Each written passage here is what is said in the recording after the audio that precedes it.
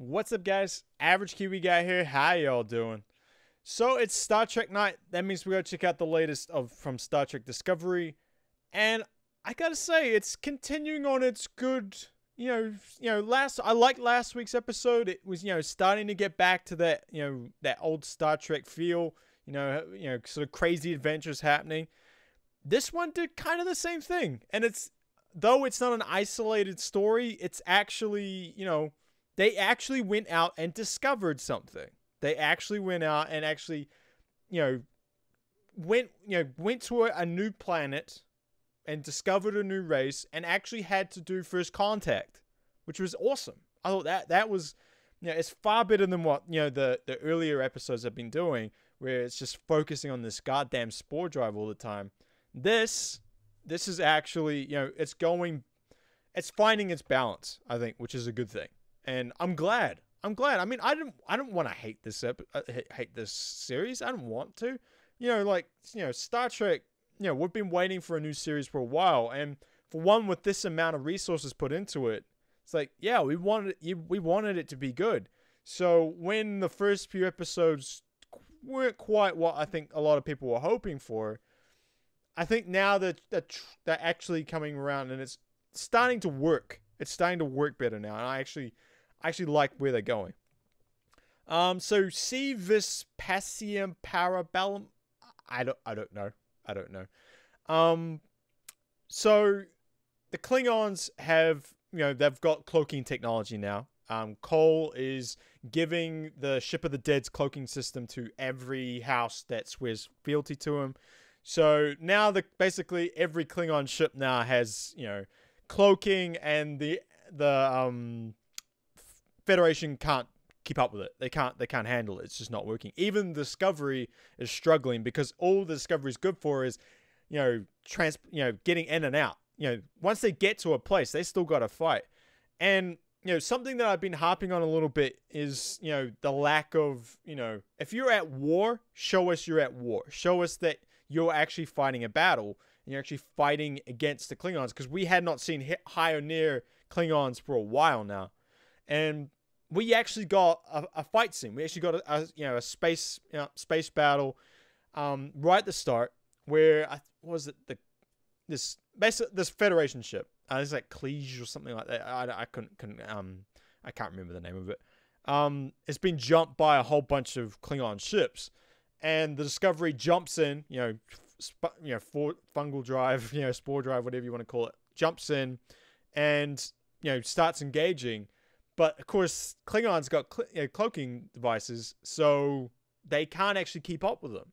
And now they're kind of seeing like, oh, okay, Discovery is actually being neutralized here. Yes, the Discovery can jump in, to anywhere, it needs to, within a few seconds. But once it gets there, it can't actually handle the Klingons that are there. So that was pretty cool. That was pretty cool. And they actually lose the ship. They lose the battle and they have to retreat. So I like that. I like that. Yes, you're showing that you are actually at war. If you're going to do a goddamn Star Trek series when you are at war and you're fighting to actually survive, show us you actually fighting. Not constantly going on about this goddamn drive all the time that we know is going to disappear into the annals of Star Trek, databases and all the rest of it, because it just does not, it does not become mass produced. It doesn't. And we're starting to see maybe the reasons why, because Stamets, I think he's starting to degrade down. The more jumps he's doing, the more he's been exposed to this, these spores and stuff. He's actually, I think he's starting to lose his mind a little bit. I think he's forgetting like where he is, who everyone is, things like that. So, and Tilly kind of notices this, and it's a very small little storyline, with all the things going on in this episode. But Stamets, I think, is nearing his end of being the navigator for the spore drive, and we may see the end of the spore drive at that point, because I don't think you could, if it drives the navigator crazy, they lose their mind just by using this, then you're essentially, sentencing them to, death at that point, or at least, mental death. So the main story here is about Burnham, Saru, and Tyler are all on an away mission. And it's a mission to help them basically sense where the Klingon cloaked ships are, because they need to figure out a way. And I found this this planet called Parvo that has this resonance with it. Like, everything resonates at a certain frequency there, and it sort of hums and, emanates out from the planet. So they apparently think that they can use this to, as a sonar to detect the cloaked ships. So, okay. And yeah, and it was good to see them on an away team. Actually away, discovering things, doing Star Trek-y stuff. That's been the disappointing part, where you kind of felt like you're being trapped on this ship all the time. Where at least now we're starting to get a little bit of away team stuff. Them discovering things. Discovering. It goes hand in hand with Star Trek. So it was cool to see. A little bit more delving into Saru as well. Them sort of saying, like, look, this guy can run like 80, I think they said 80 kilometers an hour. I don't know, 80 miles. I'm going to go with kilometers because that's where I'm from. 80 kilometers, super fast, strength, everything. Like, his species, yes, it was built for prey, but it adapted to survive. So that was a cool thing. And, his senses are all heightened, and he just, he's hearing this resonance, quite a lot. So it's sort of painting him. And they make contact with this unknown species or unknown race. And it's not essentially, it's like an energy being. And we've seen a lot of these in Star Trek. And it kind of reminded me of the spores a little bit. Like, I was thinking it was the spores from the freaking spore drive and all that. So maybe making them a different color might have helped a little bit, but it was sort of, these blue sort of energy beings. And Saru, they initiate first contact, and they start, trying to talk with them. And Saru, tries to create a dialogue with them, because they want to use this crystalline tower that apparently these energy beings made. Because I think because these beings are all about, creating harmony and stuff like that. I think they wanted people to come to this planet so that they could talk to them, so that they could, put them at peace as well. And that plays a role very much later on. And so Saru starts talking with them, and this was good. This is what Star Trek should be, is, them figuring out, like, is this, are these, this new species, like, are they hostile? Are they good? What are their intentions, sort of thing? And it was good to see. And Saru taking the lead there as well was good, because, he is he is number one. He is the second in command. So I was glad to see that, not, Michael getting put in front. Saru had his moment here, which was good. But then it turn kind of leads to a bit of a problem, where Saru, he's having so much problem with this noise, and he just can't sleep, and it's constant. It's like, I'd imagine like being a constant ringing in your ears, and it would just be so painful all the time, that he just goes to the Parvin, like, can you just let me have a bit of relief, a little bit, just a second, just something. And they sort of have this, like, sort of meld moment, and he basically is freed from all his fears, because his species, as soon as they're born, that they live in a constant fear. They're always heightened. They're always wondering, like, where the next threat's going to come from. That's what they're designed for. That's what they were created for. And the Parvins, they actually relieved Saru of that, and he's truly mellowed out, and he's like, guys, it's all good. The Parvins, they're good. They're fine. They're going to give us whatever we want. Only problem is, we're not leaving. That sort of thing. And I was wondering, like, is this one of those, energy beings sort of inhabit the bodies? That's, Next Generation, pretty much all the Star Treks have done this, where, these energy beings, like, possess, crew members and stuff. It's a very common thing. I thought that was happening, but no, it was just Saru was so at peace and so mellowed out that he just didn't want to leave, and he didn't think that the others should leave too. And it was just in his mind that no, we're not leaving at all. And basically Tyler and Burnham have to kind of work around him to accomplish their objective and actually get off the planet. So it was good. And then you actually saw how powerful Saru is. Like, him and Tyler kind of have a bit of a go around because Tyler's, sort of, delaying him so that Burnham can get to the tower, the crystal tower, so that she can get a message out to the Discovery. And Saru just manhandles Ash, absolutely manhandles him. Just you don't realize how much strength he has. So that was cool. I think this episode actually kind of you actually learned a lot more about Saru here, and you learned a lot more you kind of respect his power a little bit, which was good. I dug that. So yeah, so essentially Burnham gets to this crystalline tower, basically sets it all up, sends a message, but Saru's like cheetah like zipping through the forest and gets to the tower, and then a bit of a fight scene with Saru and Burnham, and he takes, I think, how many stuns did he take? He took like 3 stun blasts, to himself, and he did not go down. He did not go down at all. He was just sort of like he was fighting it like a champ. Like that was awesome. I like that. And Saru's just saying, like, don't take this away from me, please. Like, I'm at peace. I want peace. Why would we want to go? Like, Burnham, don't you take everything away from me again. You've always taken stuff from me. Don't take this away from me. And he's begging. He's absolutely begging. And the Parvans sort of come along, with Ash. Like, they teleport Ash. They sort of like envelop him in this, energy, and he just suddenly appears out of them. I would be like, oh, okay.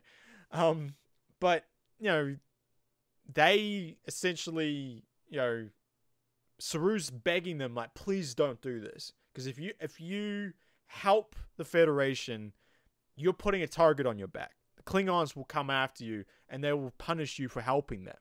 And, Saru's trying to protect them, and that's why he was doing all of this. Just to protect the Parvans.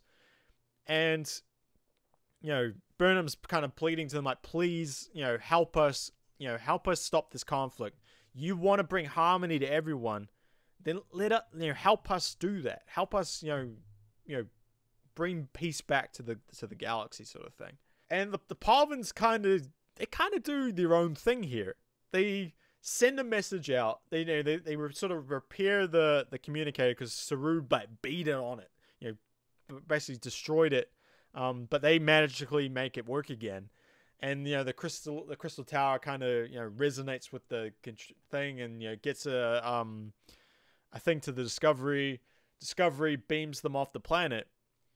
But what kind of happens is the Parvans, they saw there through Saru the conflict that was happening. They saw the conflict between the Federation and the Klingons. And being the beings that they are, that they want to create this harmony, they want to bring these two together.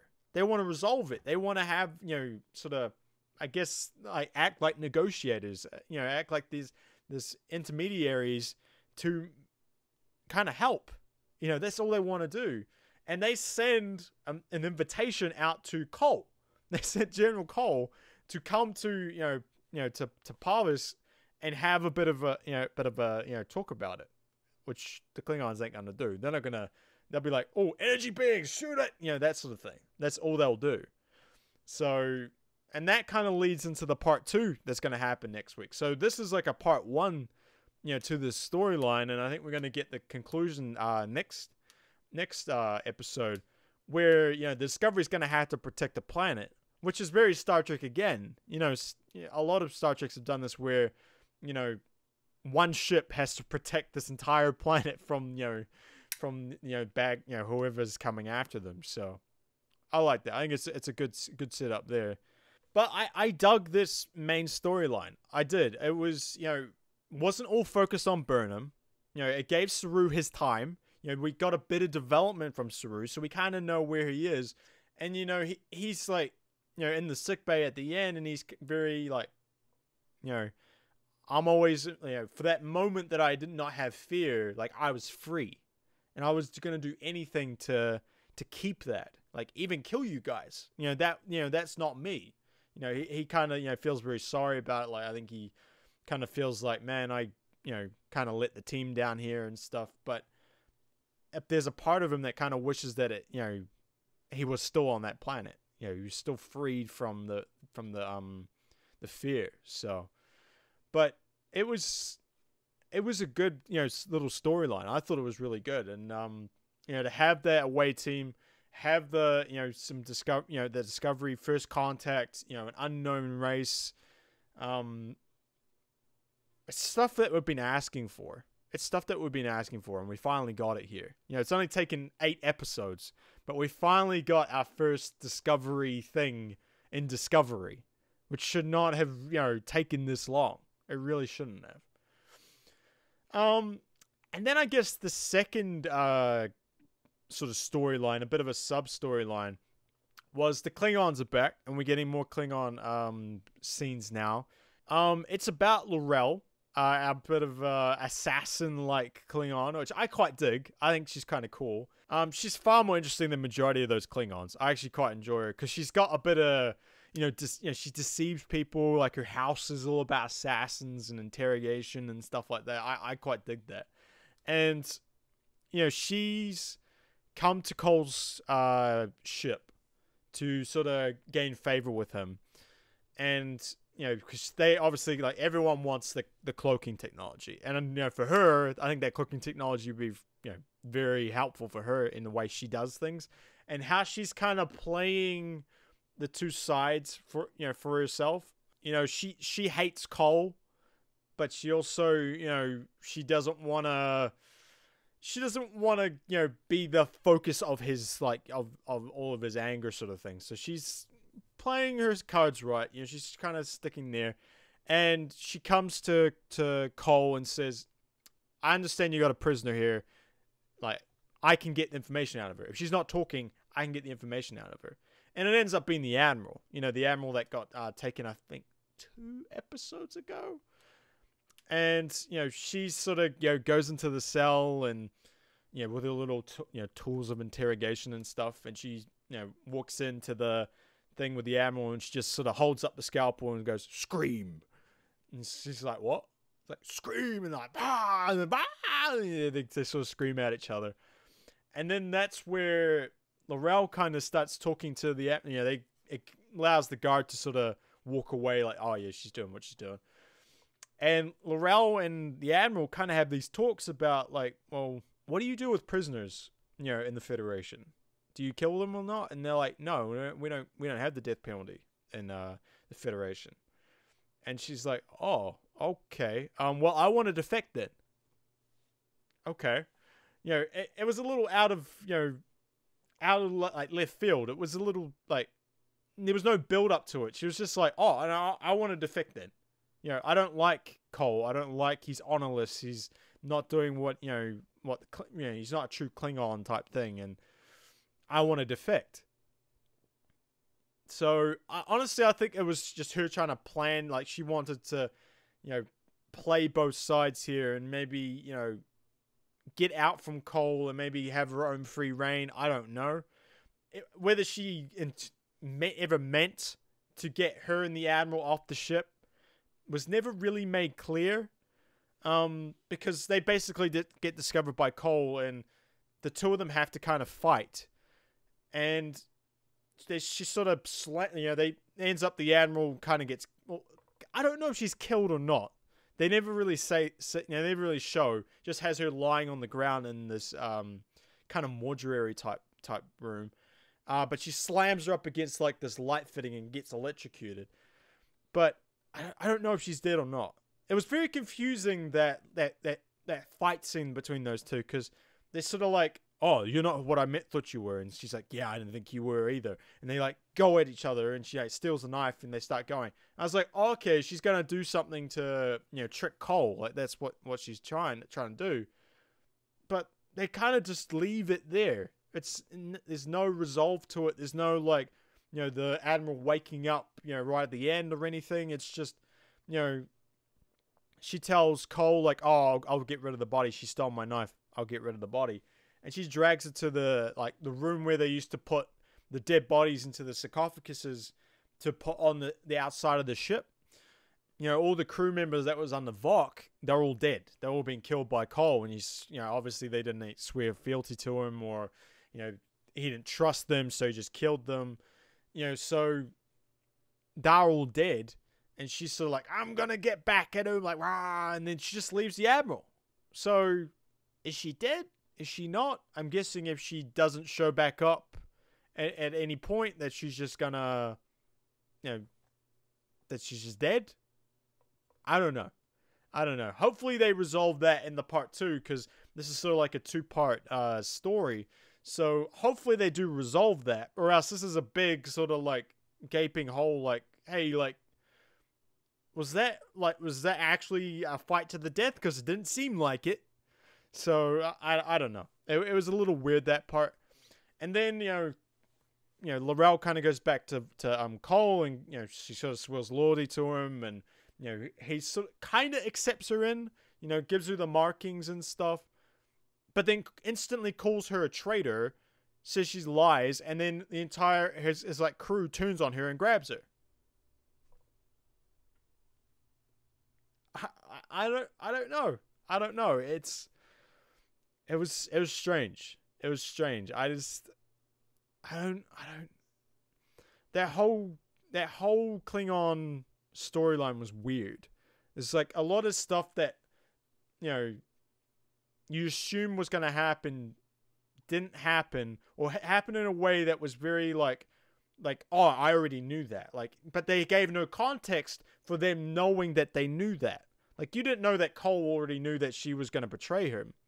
Like, she given no, there was no, you know, nothing to say to him that she was lying to him in any way. Like, I didn't think that he picked, you know, they didn't show him that he picked up on her talking to the Admiral at all. Like, there's nothing of that. I don't know if they're going to resolve that in the next episode. Like, it would have been good if he had gone like, you know, she's like, what? Why do you think I'm lying? And he went up to the view screen and said, here, and showed a security footage of her talking about defecting. That would have helped. But it was just very like, oh yes, he knows obviously because of this. Like there was no reason for a lot of the stuff that happened in the Klingon spots, you know? And like I said with the Admiral stuff, like we don't know if she's dead or not. Like there was no context on like what happened there at all. So again, the Klingon, you know, storyline is just very up in the air, and I found like it wasn't as slow paced as was been previously, especially the conversations. I think they've sped that up a little bit, but I don't know. It was definitely the weaker point of this episode. Definitely everything about the, you know, the Saru away team and stuff like that was the highlight of this episode. But I mean, overall, like it was a damn solid good episode. Like, I kind of enjoyed it. I thought it was good. They are addressing some problems that we've had, you know, with the series so far. I think they're finding a balance of the war and the Star Trek stuff. You know, they're getting there. They're not there yet. Like we're not nowhere near what I think a lot of us thought Discovery would be. But it's getting there. And there's hope. There's actually hope that, you know, it's gonna, you know, get to a point where we're like, yeah, okay, this is actually damn good, and I'm having a good time watching it. And I gotta admit, I had a good time watching this one. I actually did. So that's an improvement, and you know, you can only hope for that from week to week. And I'm looking forward to next week. I think it's gonna be good. But yeah. All right, guys, that's it for us. Thank you very much for watching. I'll catch you next time. Peace. Bye.